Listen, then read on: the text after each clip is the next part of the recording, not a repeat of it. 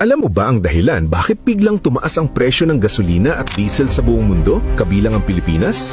Dahil sa lumaalalang tensyon na yon sa pagitan ng United States at Iran, maraming eksperto ang nagsasabing malaking bahagi ng global oil market ang naapektuhan. Sa pinakahuling pangyayari, tumaas ng malaki ang presyo ng langis sa international markets dahil sa mga aerial at naval confrontations sa Middle East.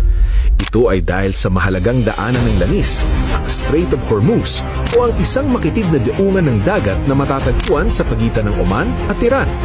Dito kasi, halos tuluyang tumigil ang pagdaan ng mga oil tanker dahil sa risk ng missile at naval strikes. Ngayon ang tanong, bakit ito naging seryoso?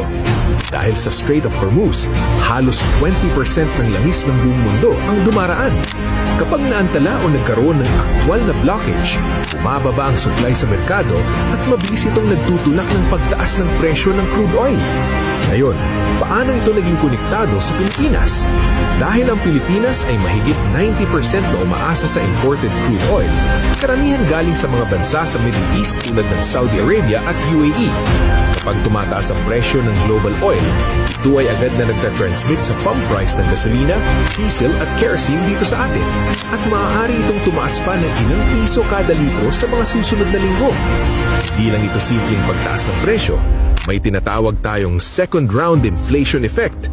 Ibig sabihin, dahil mahal ang gasolina, tumataas din ang presyo ng transportation, freight, kuryente at maging ang presyo ng mga bilihin sa palengke.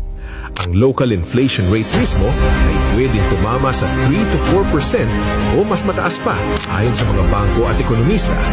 Kapag ganito ang sitwasyon, ang ordinaryong pamilya ang unang makakaramdam, lalo na yung may pamasahe at gasolina sa pang-araw-araw na biyaheng trabaho, pati na rin ang mga magsasaka at mangingisda na umaasa sa diesel para sa kanilang mga makina.